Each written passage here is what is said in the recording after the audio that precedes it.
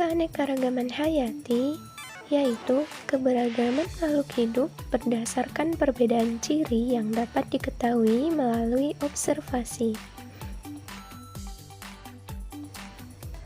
Keanekaragaman hayati ada 3 tingkat, yaitu tingkat genetik, tingkat spesies, dan tingkat ekosistem.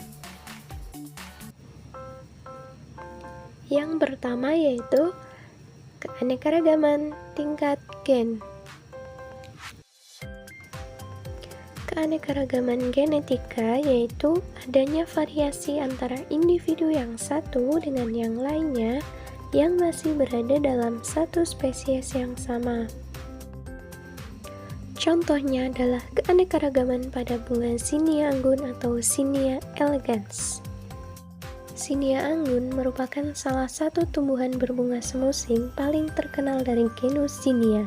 Zinnia merupakan tanaman kebun yang populer dengan ratusan kultivar dalam banyak warna, ukuran, dan bentuk bunga. Yang pertama ada Zinnia anggun tunggal.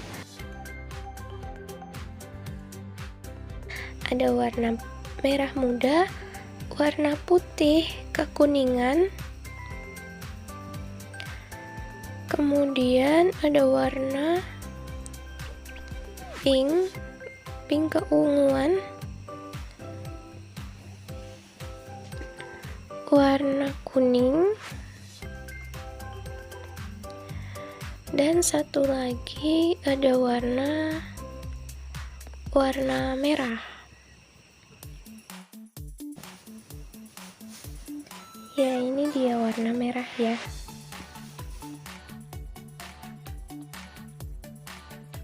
Varian kedua ada Zinnia anggun double. Jadi, mahkota bunganya bertumpuk 2 lapis. Di sini ada warna merah dan warna putih.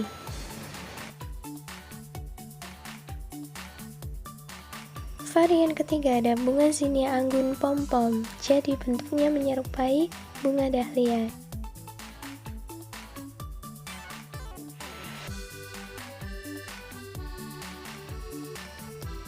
Yang kedua, ada keanekaragaman tingkat spesies. Keanekaragaman spesies atau jenis yaitu adanya variasi bentuk, penampakan, frekuensi, dan sifat lainnya antara satu spesies dengan spesies lainnya.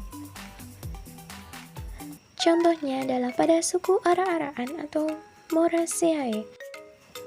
Contoh keanekaragaman spesies pada suku ara-araan atau Moraceae ini adalah pada buah sukun, kluih, dan buah nangka. Yang pertama adalah buah nangka atau Artocarpus heterophyllus. Dari tampilan fisik buahnya, bentuknya yaitu lonjong dan besar. Nah, ini adalah tampilan nangka yang sudah dibelah. Nangka memiliki biji yang terdapat atau terselubung dalam daging nangka. Nah, untuk kulitnya sendiri, kulit nangka bertekstur berduri. Durinya lebih kecil daripada duri kulit buah durian.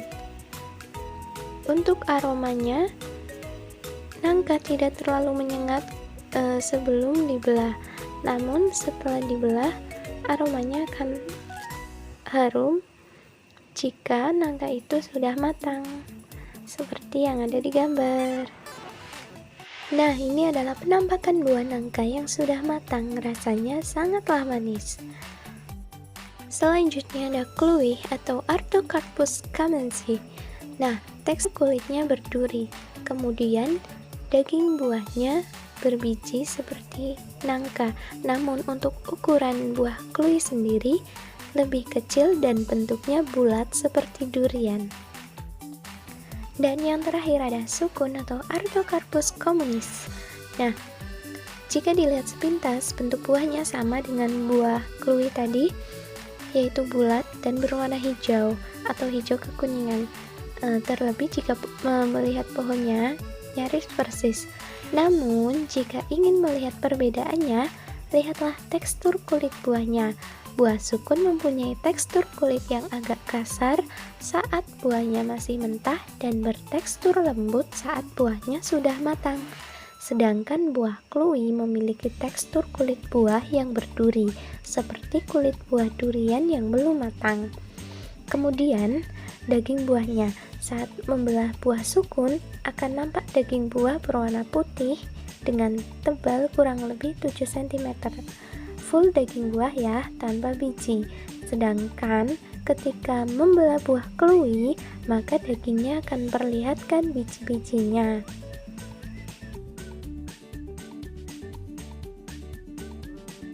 Tingkat keanekaragaman yang ketiga yaitu keanekaragaman tingkat ekosistem. Keanekaragaman ekosistem yaitu adanya kemampuan interaksi yang berbeda terhadap lingkungan dari berbagai spesies yang berbeda. Untuk contohnya yaitu ada ekosistem sungai, sawah, dan hutan. Yang pertama, ekosistem sungai. Nah, bisa dilihat untuk komponen abiotik yang ada di sungai terdapat batu, air, udara, kemudian cahaya matahari, ada juga pasir dan tanah.